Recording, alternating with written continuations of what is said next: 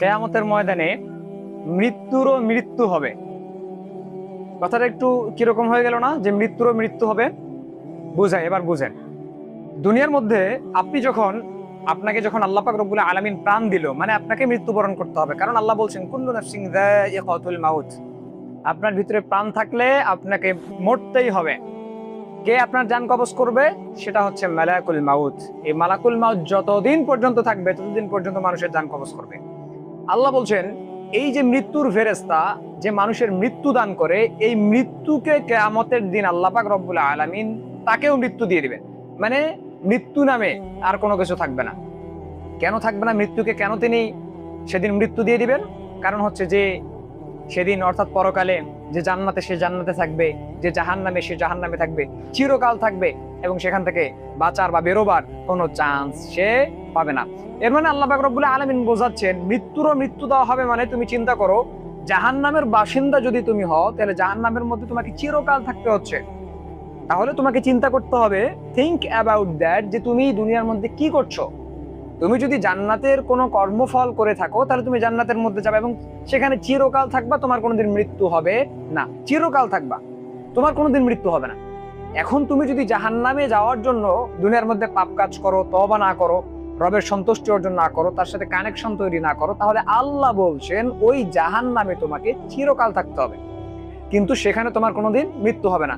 মানে আপনি চিন্তা করেন, আপনি একটু অনুভব করেন, আপনাকে আযাব দেওয়া হচ্ছে, সাপ বিচ্ছু আপনাকে কামড়াচ্ছে, আপনাকে আগুনে পোড়ানো হচ্ছে, আপনি জ্বালা যন্ত্রণা অনুভব করছেন, ভোগ করছেন, কিন্তু আপনার কোনোদিন মৃত্যু হবে না।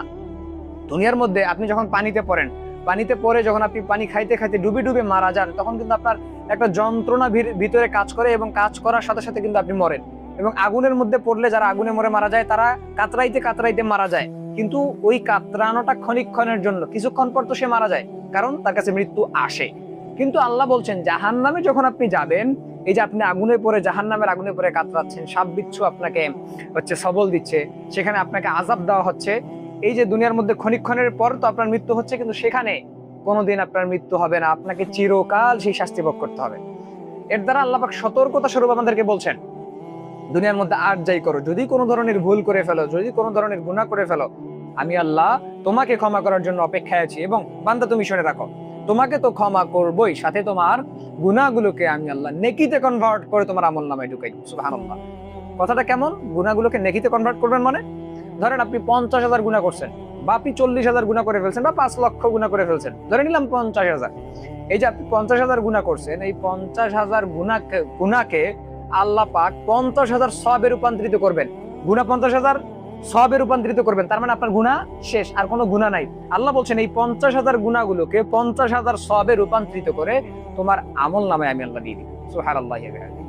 মানে আপনি তওবা করলে এটা বোনাস পাচ্ছেন, তওবা করলে তো আপনাকে মাফ করে দেওয়া হবে, আল্লাহ বলছেন তোমাকে মাফ করে দেওয়া হবে, কিন্তু বোনাস স্বরূপ তোমাকে দেওয়া হবে 50,000 গুনাহগুলোকে তোমাকে পরিবর্তন করে, তোমাকে নেকিতে রূপান্তরিত করে তোমার আমলনামায় দেওয়া হবে। সো আপনি জাস্ট এটা মনে রাখেন যে কিয়ামতের দিন পরকালে হাসরের ময়দানে মৃত্যুরও মৃত্যু হবে। সুতরাং সেই জায়গায় যাওয়ার জন্য আমাকে ভালো ফলাফল জোগাড় করতে হবে এবং ভালোভাবে আল্লাহর সন্তুষ্টি অর্জন করতে হবে, ইবাদত বন্দেগী করতে হবে, যেন আমার জায়গাটা জান্নাত হয়। জান্নাত গেলে চিরকাল থাকবো, মৃত্যু হবে না, জাহান্নাম গেলেও চিরকাল থাকবো, মৃত্যু হবে না। তার মানে আমাকে জান্নাতে যাওয়ার জন্য সমস্ত কাজ করতে হবে।